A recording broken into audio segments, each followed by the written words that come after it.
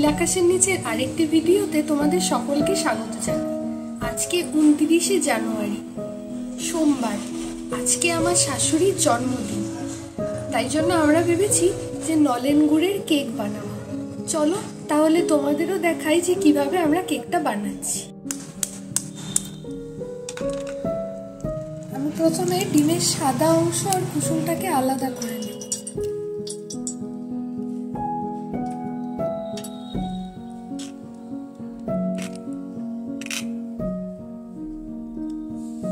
কুসুমটাকে আলাদা করে নিয়েছি, এবার এই কুসুমগুলোকে এক জায়গায় নিয়ে নেব। এখানে আমি 4টা ডিম নিয়েছি, তার কুসুমটাকে আলাদা করে নিয়েছি। প্রথমে এটাকে একটু ব্লেন্ড করে নেব।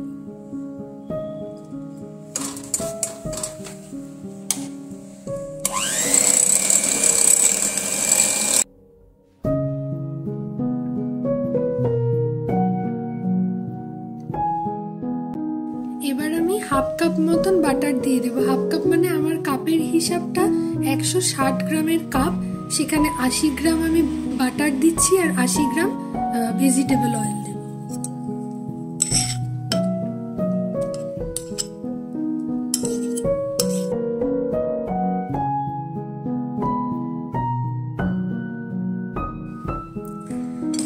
এবার বাটারটাকেও আমি এটার সঙ্গে একসাথে ফেটিয়ে নিয়েছি। বাটারটা আস্তে আস্তে কালারটা আস্তে আস্তে লাইট হয়ে গেছে। প্রথমে ডিপ ইয়েলো ছিল, তারপর সেখান থেকে এখন লাইট হয়ে গেছে, আর একটু হোয়াইট হয়ে যাবে।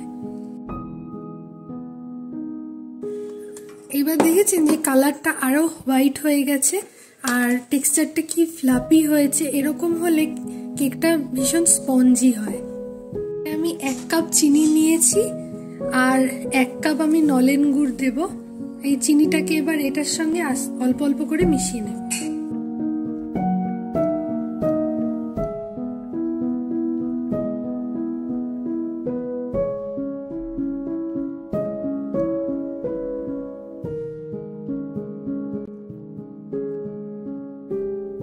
এবার আমি ডিমের এই সাদা অংশটাকে আলাদা করে ফেটিয়ে নিচ্ছি। আপনারা চাইলে একসাথেও ফেটিয়ে নিতে পারেন। আমি আলাদা করে নিচ্ছি কারণ আমি চাই যে ব্যাটারটা যাতে বেশি পরিমাণে লাইট অ্যান্ড ফ্লাফি হয়।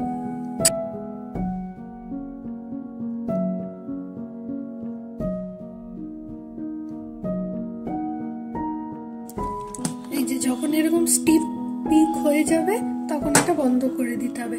যদি কখনো ঘোরানোর সময় যে সহজে স্টিপ পিক না আসে, বিশেষত গরমকালে এই সমস্যা হয়, তখন সেক্ষেত্রে অল্প একটু ভিনিগার বা সাইট্রিক অ্যাসিড দিয়ে দিলে তাহলে এটা সহজেই এরকম চলে আসে।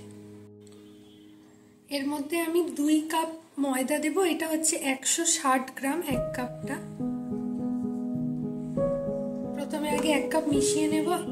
আমি এবার হাত দিয়ে আস্তে আস্তে ফোল্ড করে নেব এটাকে।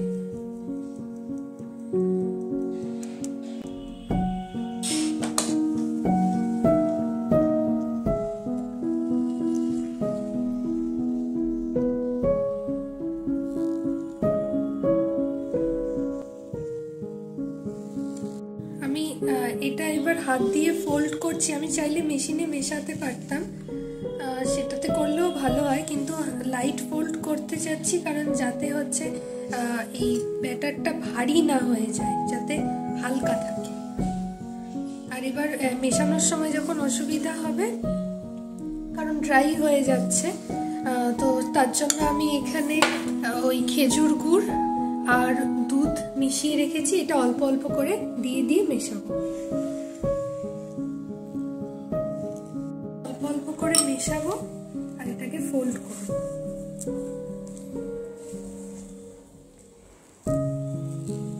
কাপ ময়দা দিয়ে দিই। টোটাল আমি 2 কাপ মানে 160 গ্রাম করে 320 গ্রাম ময়দা দিলাম। এবার এর মধ্যে ওই হাফ টিস্পুন বেকিং পাউডার দেব। আর আমি বেকিং সোডা ইউজ করি না, আমি ওই যে নর্মাল ফ্লেভারের, যেটা রেগুলার ফ্লেভারের যে ইনো, সেটাই আমি ইউজ করি।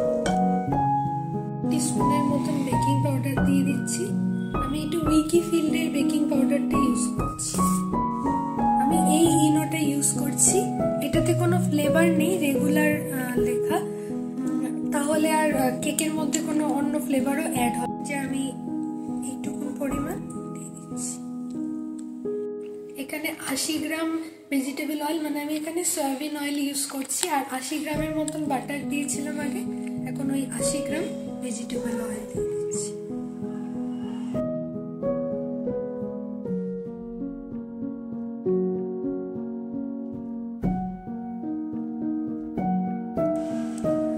আপনারা চাইলে পুরোটা বাটার দিয়েও করতে পারেন বা পুরোটা ভেজিটেবল অয়েল দিয়েও করতে পারেন।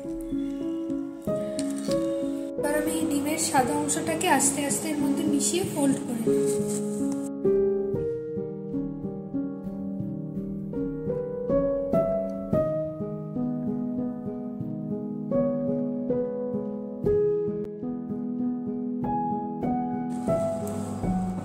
ডিমের পুরো সাদা অংশটা আমি এর মধ্যে মিশিয়ে নিয়েছি। যে দেখুন ব্যাটারটা কতটা লাইট হয়েছে আর কতটা ফ্লাফি হয়েছে। এবার আমি আমাদের যে মাইক্রোওয়েভ, আসলে এক একজনের মাইক্রোওয়েভের সিস্টেম আলাদা থাকে, আপনারা আপনাদের অনুযায়ী করবেন। আমি যেমন মাইক্রোওয়েভ প্লাস কনভেকশনে 180 ডিগ্রিতে এই 20 মিনিটের মতন দিব, তারপর দেখে নিই যদি প্রয়োজন হয় আরও দেব। 20 মিনিটেই হয়তো হয়ে যাবে। আবার চাইলে অনেকে গ্যাসেও করতে পারেন, তো সেই ক্ষেত্রে একটা হেভি বেসের পাত্র নিয়ে তার মধ্যে লবণটাকে প্রথমে গরম করে নেবেন। যেরকমভাবে মাইক্রোওয়েভটাকে আমরা প্রিহিট করে নিই, লবণটাকে গরম করে নিয়ে তারপর কেকটা দিবেন। কি করে নিয়েছিলাম, প্রথমে নিচে আমি একটু অয়েল ব্রাশ করে তার মধ্যে ময়দা ডাস্ট করে নিয়েছি, তারপর আমি এখানে বাটার পেপার লাগিয়ে নিয়েছি। এটাকে সবার প্রথমেই তৈরি করে নেবেন, কারণ ব্যাটারটা বানানোর সাথে সাথে এটাকে ওভেনে বেক করতে বসিয়ে দেবেন।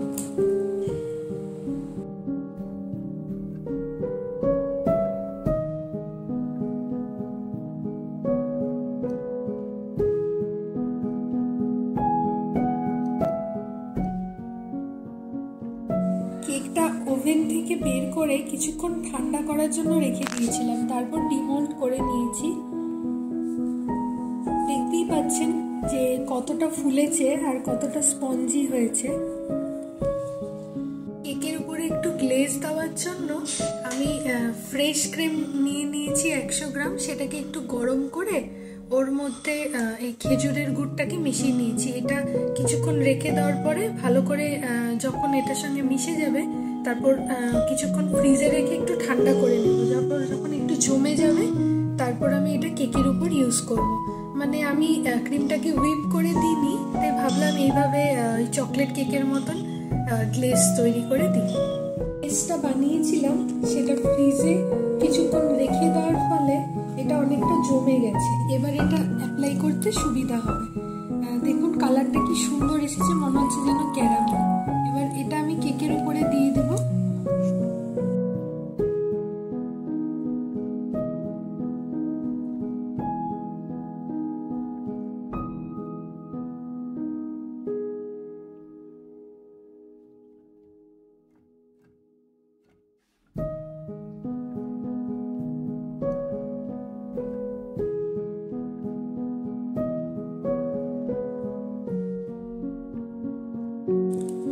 কেকটা দেখুন কি সুন্দর হয়েছে।